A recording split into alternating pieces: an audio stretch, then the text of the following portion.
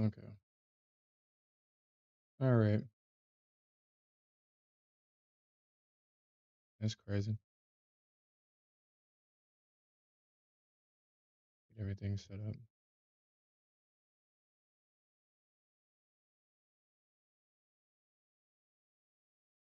Okay. What's up, everybody? What's up? What's up, risk managers? What's up? What's up? What's up? All right.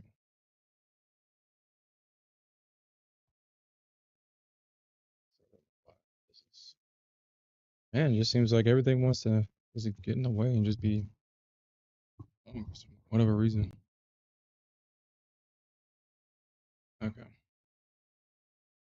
All right. What's up, risk managers? All right. So for Sunday nights. Oh, okay. All right.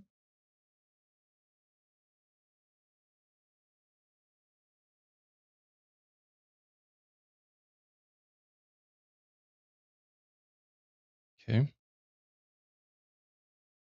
I'll just deal with that later. I don't even know why he's doing that. That is crazy.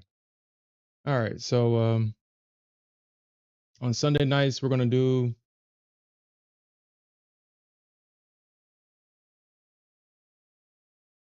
start doing a recap of Friday's session, and we're gonna make a plan for tomorrow's session. For right now, it's obvious that the market is moving up, but we're gonna definitely need a breakout out of this range. We're gonna need a breakout.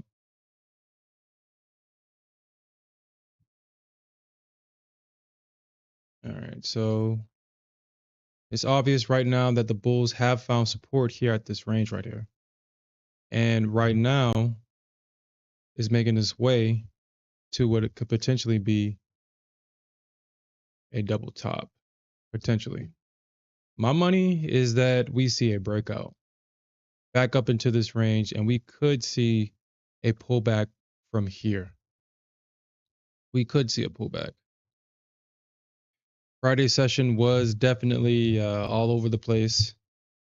Um,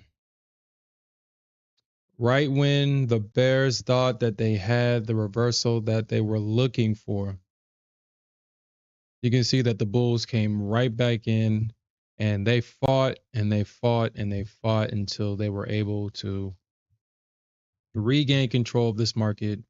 And now we're seeing really a double top of the higher day from Friday, really.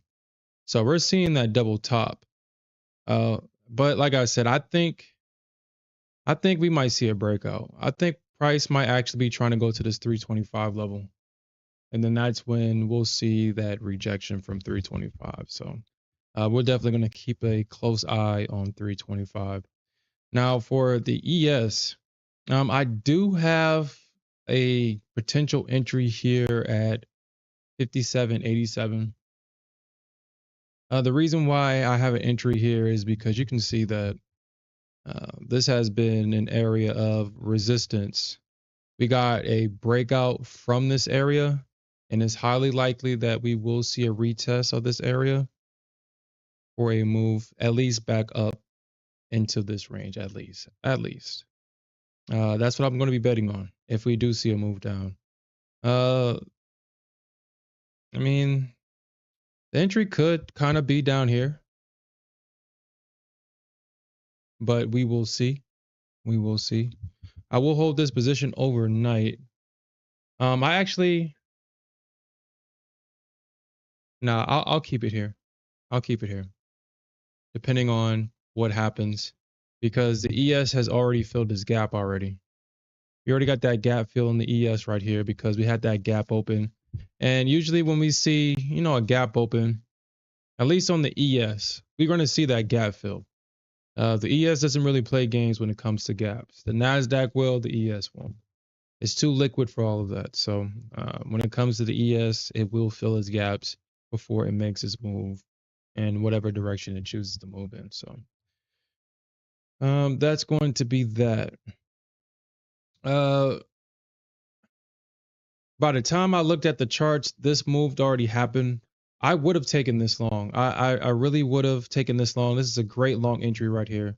You can see that you had this consolidation from Friday's session, and you saw that the bears had a small two-legged pullback into this area of support, and that's what really caused this gap up going into today's session, because everybody already had their buy or their passive buy orders sitting in this area, and that's what caused this move up.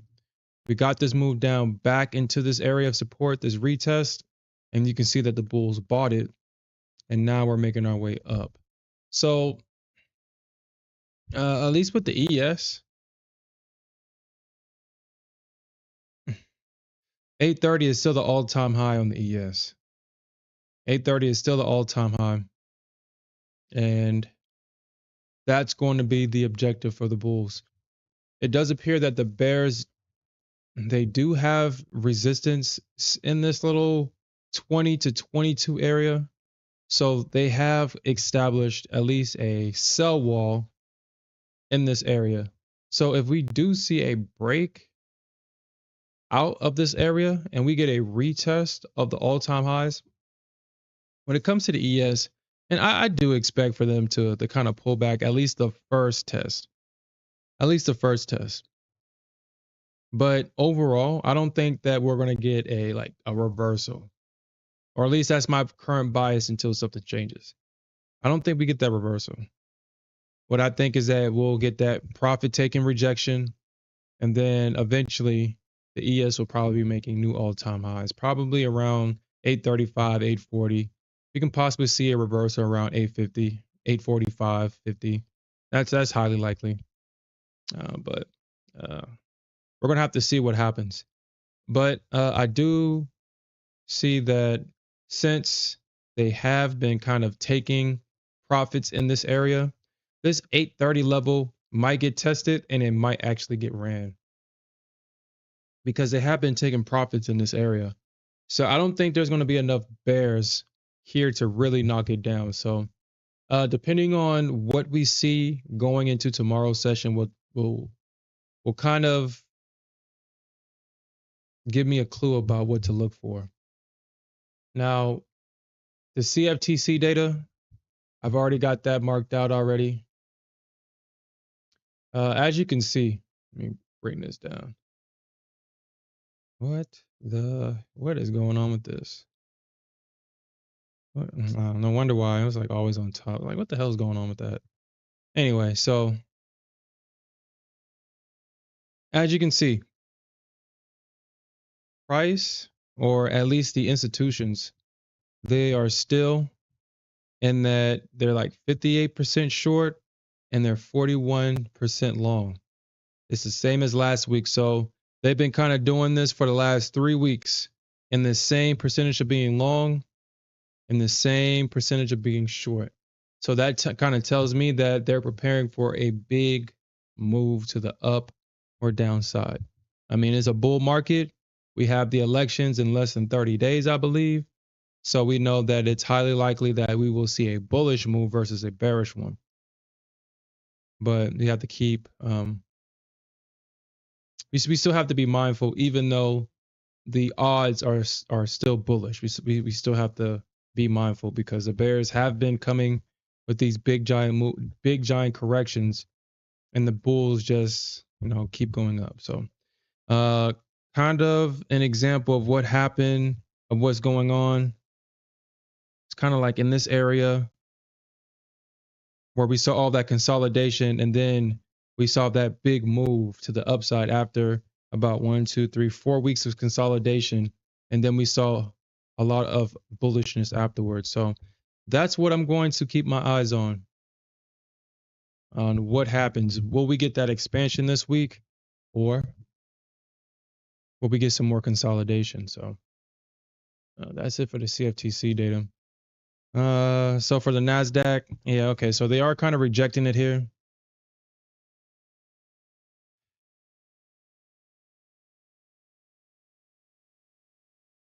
My bias obviously would be to kind of short this. I mean, This is a risk. This is small risk to reward trade right here. This is really a small risk to reward trade. However,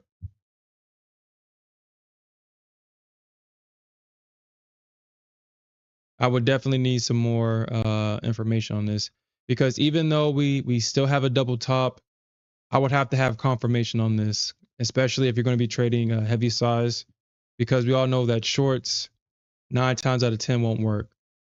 We do have a double top, but we do have all the EMAs sloping to the upside. What I want to see is the EMAs to flatten out, and I want to see a red candle closing underneath these EMAs. I want to see a move down. I want them to come back up into this range right here. And this is where this short right here will be more in your favor right here. Even though this is still a double top, because we've already seen the fake double tops. You get all the bears to short in this area, and then the market reverses on them, uses their stops as fuel just to push the market higher. Because like I said, my eye is to see what happens at 325. I think that's where the market is trying to go. 325, 350-ish, somewhere in that area. So, um, but we're definitely gonna have to see what happens overnight, really,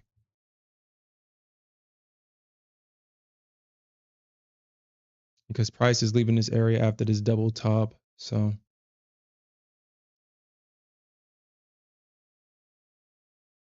I mean, if you're in this short right now, I mean, you're up 30 points, and that's decent. I mean, you had the bears move it down. They come back up. They retest this area. They're gonna knock it down again. Mm.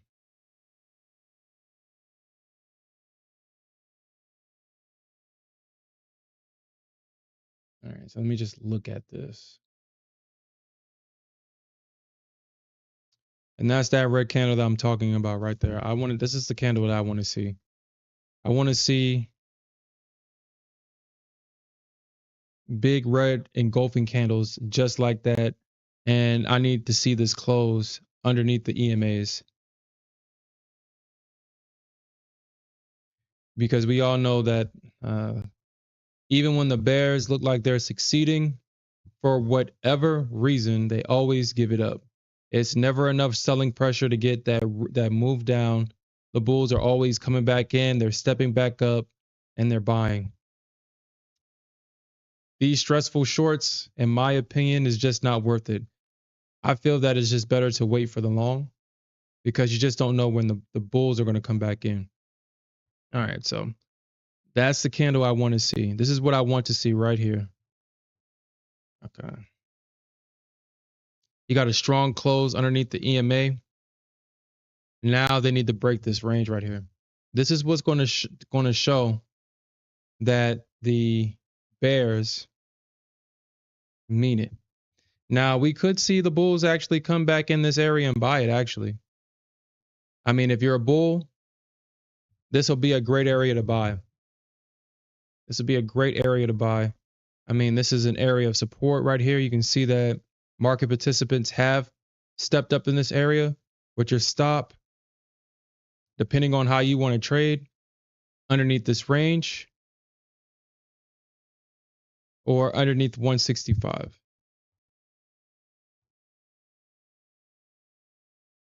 They might just actually hold this, actually. We'll see. So actually look at the ES real quick and see if the ES is in a similar situation.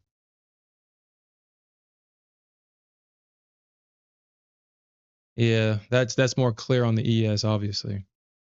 That's way more clear. Mm.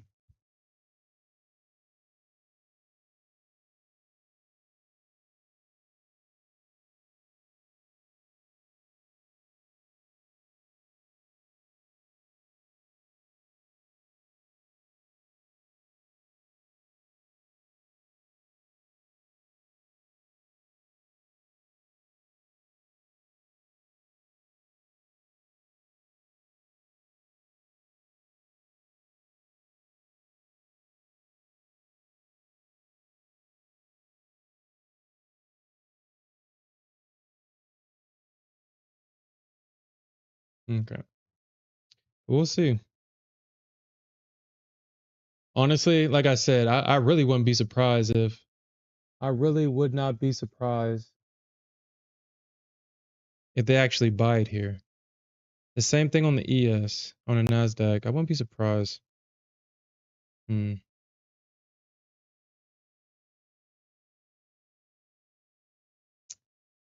You know what? Hmm.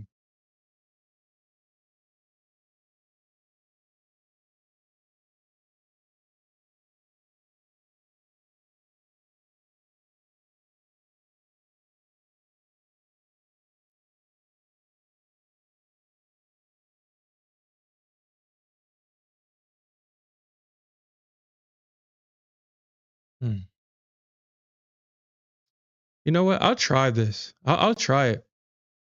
I'm gonna try it, but I'm definitely gonna keep a small stop on this, a smaller than usual stop. I'll try this because I really feel that I'm gonna try this. If I get stopped out of this one, I'll just get stopped out of it. But I feel like this might be that same situation that we saw the other night.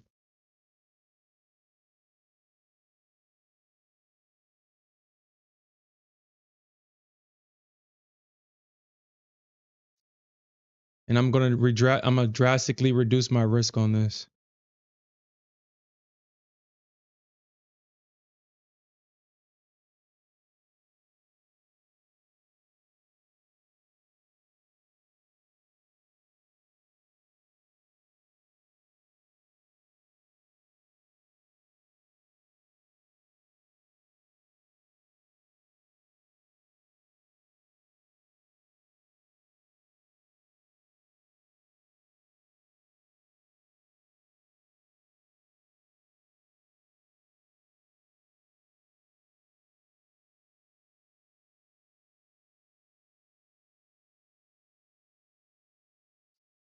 All right. So I don't really expect for nothing to happen overnight, honestly.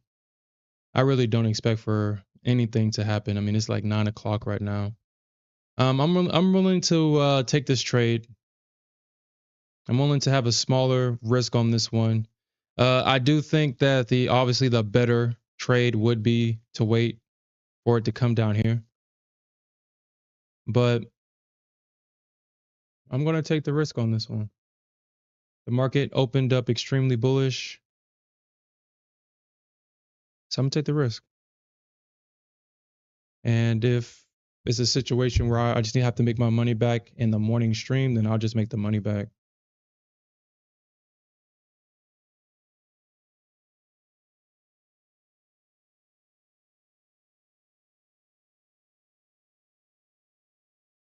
Get a better entry price on the Nasdaq. And this is exactly where I would keep my stop. So, kind of moving forward, this week, I've been talking to Smith. Uh, I've been talking to a lot of people. Well, yeah, a lot of people. I've already kind of created a strategy on the Nasdaq. I believe that this strategy right here is highly beneficial. You can lose 2 times and one trade will bring you back. So I think that if you're a Nasdaq trader and you're looking for consistency, well, I think this strategy would be the best. I mean, if I get stopped out, all I lose is $350, I believe. I mean, you have a lot of room for error, and if you lose this trade and you lose a follow-up trade, that third trade statistically is going to win. It's kind of hard to lose 3 trades in a row, especially if you're buying in areas of support and resistance with the Nasdaq. So, hey, what's up, Bray? No, I wasn't able to catch that short. I'm actually betting on a long. That's actually what I'm betting on right now. My opinion is that this is going to be the same situation that we saw last week, where we was in an area of support, and the bears tried to trade through this, And every time they tried, they failed. And we saw a short squeeze to the upside. And that's what I'm betting on, or at least that's what I bet on right now. I'm long in the Nasdaq and I'm long in the ES right now. So I don't think the bears are going to get where they need to get to. But we'll see. We'll see. But this week I will start focusing more on the ES for the ES traders. I believe that the ES would probably be more.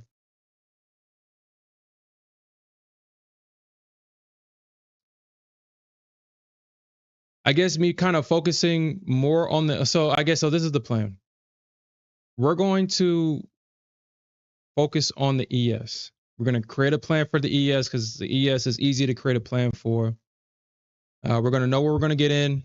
We're going to know when we get out. I mean, for me, this is going to be hard, but this is something that I will start doing, that 10-point crap. I hate it. I'm a NASDAQ trader by heart.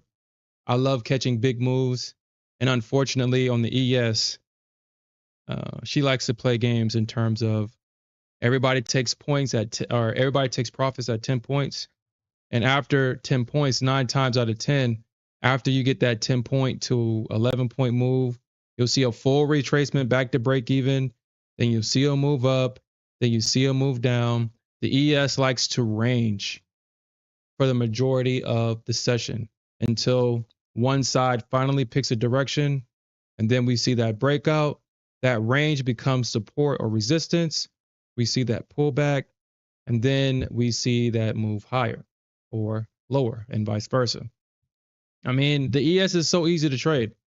And I feel that for newer traders, this will be more beneficial that I go over the ES. But during the time when I'm trading the ES, if there's no movement, then we'll go back to the NASDAQ to keep us busy. I think that creates a great balance for everybody. So everybody can make consistent money with the ES, but at the same time, we can still play around with the NASDAQ. Yeah. Yeah, like I said, yeah, the ES is I don't necessarily care for the ES. I mean, she's easy to trade, but I don't care for it. But at the same time, the name of this prop firm game is to get consistent payouts. And now that a lot of these prop firms are demanding consistency, the ES, we can easily do that. So we'll just focus on both. I think we're going to get that pop up. I think we can at least, actually, I think I can get my target hit. I think we can at least get to like 13, 14, 15-ish on the ES. I really think that we can possibly get a retest at 820 for real, honestly. We could possibly get a retest at 820 before we see, a move down. So the only ones that I'm using right now is I have Top Step, but I don't trade it anymore. I keep my Top Step so I can have access to the Top Step X, but I don't trade it. But the only 2 accounts that I trade is the U Profit Swing account and the MFF accounts. I think right now, those are the 2 best prop firms in the game right now. MFF with their starter plan and U Profit with their Swing Zero account. I can swing that account over the weekend. I can open up a position on Monday on October 1st, and I can close it on October 30th if I choose to. I believe that that's like the best account right now in the prop firm game. That's the best account. So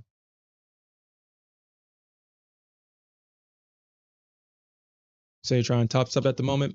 Yeah, Top Step is not bad. It's just that right now they're just not cheap. I mean, they're like one of the more expensive prop firms at the moment.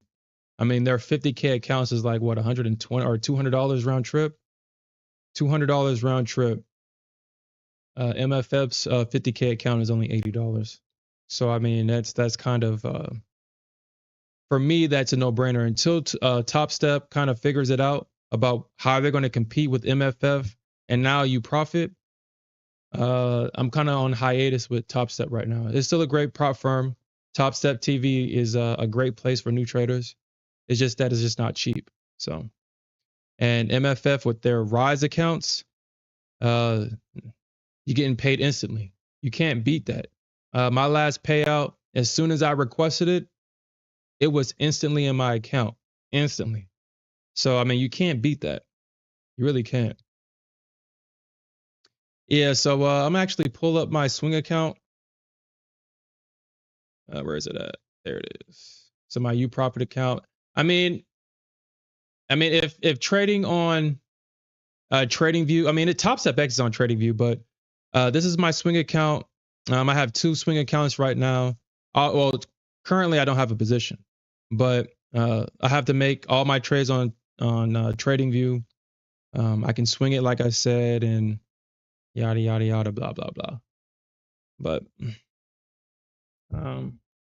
I love that account. I love this account. The way that I see it is that I paid $1,000, or is $1,000 the static drawdown. So as long as you don't lose the initial $1,000 that you're allotted, it's static. So I mean, I don't ever see myself ever doing this, but if I grow the account to 50K, I have 50K of drawdown. I mean, you can't beat that. And it's only $62 for $1,000 in static drawdown. You can't beat that.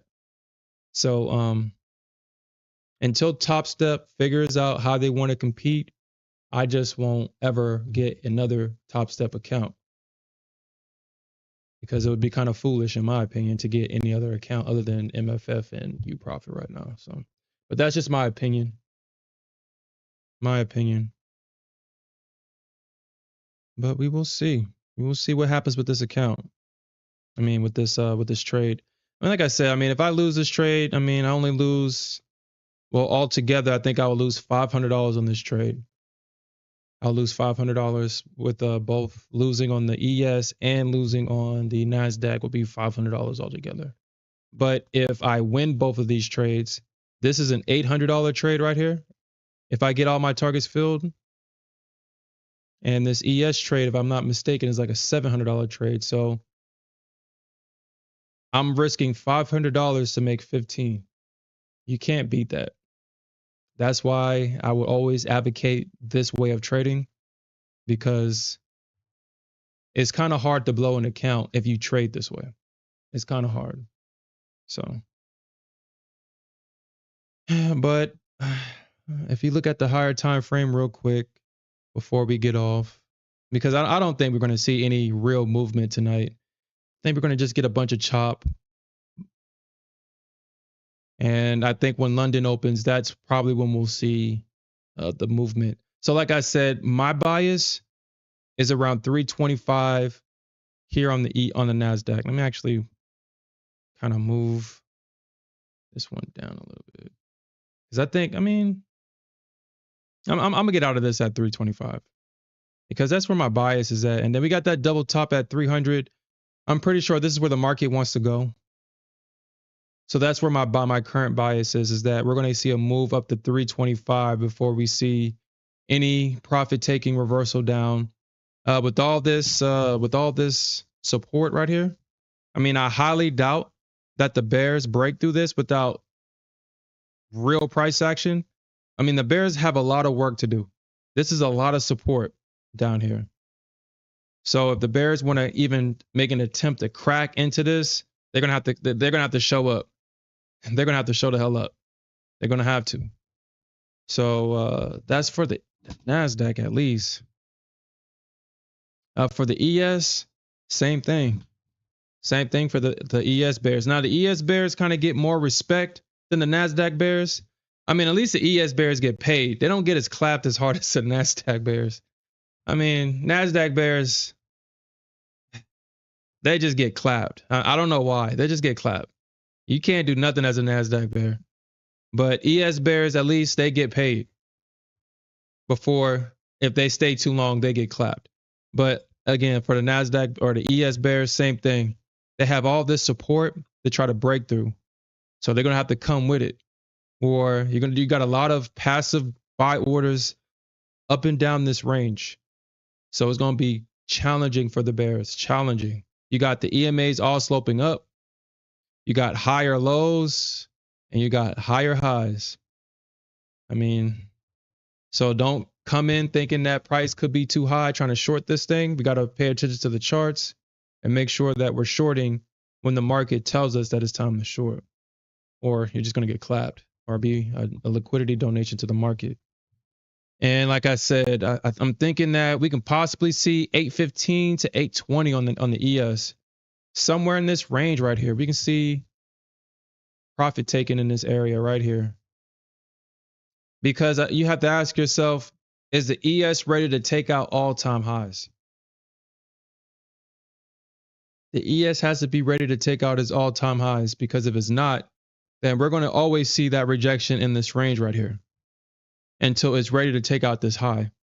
So we'll see. All right, so my ES trade is looking good. I mean, as long as the ES is holding up, then I have confidence in my Nasdaq trade. Man,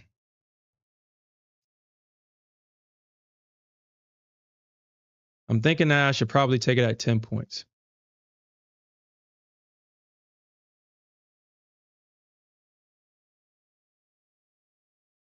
Actually, probably what I would do, since I'm going to start focusing on the ES, what I will do is probably still trade with the 10 micro contracts, but kind of break it up to where I take off 8 at 10, like 8 of the contracts off at 10, and then have 2 runners versus risking all of this profit right here. Let me just put this like probably like right. Let me look at this real quick. Let me see. Let me see something. All right, let me just do this. All right, so let me do that. All right, so crap.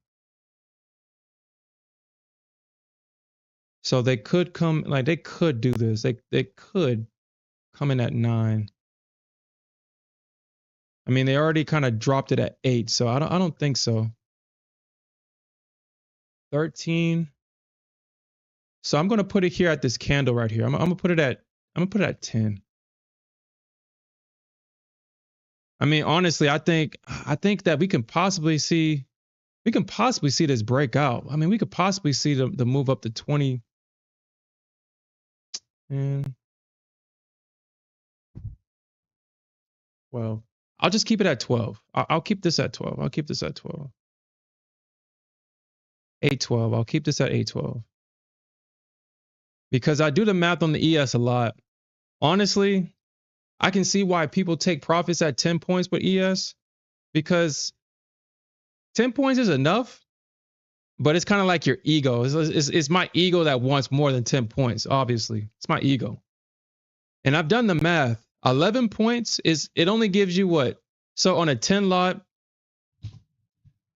I mean, and this is why I know it's my ego, because the risk to reward in terms of how much money you get paid from this. So obviously you get $500 on a 10 lot if you get 10 points. That's obvious. If you get 11, that's 550. So you only get $50 more per each point. And so if I have what, 16, I have a 16-point target.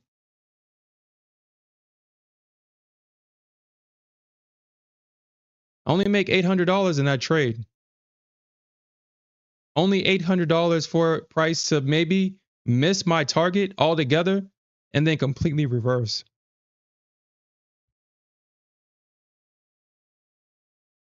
A 13-point trade is $650 on a 10 lot. So I mean, honestly, anything past 10, when it comes to the profit, to the reward, is really it doesn't make sense. It really doesn't. But my ego wants more than 10 points. So my compromise is 11 points, 11 to 13 points.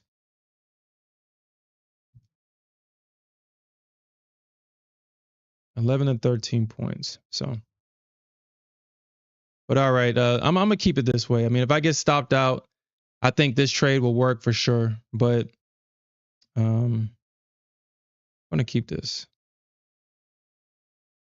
And this is why I always prefer to trade Nasdaq, because if you get into a good spot with the Nasdaq, you can definitely get paid. You don't have to hold. You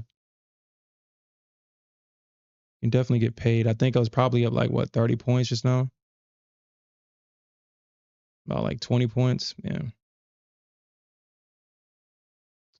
All right, so we'll see. But all right, guys, I'm going to end it here. Just kind of wanted to, this is what I'm going to start doing, the schedule. I'm going to start trading in the pre-markets now. I'm going to start coming in on Sundays to try to do like prep work for the week. We're going to go over the CFTC data. And yeah, we're just going to prepare for the week, man. When I say that I am dedicated to this now, I'm at the point now where it's like, well, there's really nothing else for me to do in terms of anything else. This is what I do. I trade the trade. I love trading. So I'm going to be on this more, and we'll just go from there. And I appreciate that, Bray. Appreciate that. Yeah, we'll come. We do this from 8:30 to about 10:30 in the morning. We come back in pre-market around 7:45 to about 8ish, 9 o'clock, depending on the price action. And we do the NA meetings. I release a video where I just and I try to have it released before the market opens at 5 o'clock, to where I'm just looking at the charts and seeing, okay, if this happens, it's highly likely that the bulls will do this, and it's highly likely that the bears will do that in response. So definitely have this content just keeps rolling out, rolling out, rolling out. And I'm going to achieve my goal. We're going to get these payouts every week. I'm going to make sure you guys are able to get these payouts every week. I'm going to explain my thought process, and I'm not here to encourage anybody to take any of my trades. My goal is to kind of explain my thought process, my analysis. I'm going to take the trade if I see it. If you choose to take the trade, then that's the assumption that you assume the risk along with me, because I'm willing to lose $500-$700 in a trade if it takes that, because I know that with my strategy, I can get the money back. I can get the money back. So, and with that said, we'll do this again at 8:30 in the morning. With that said,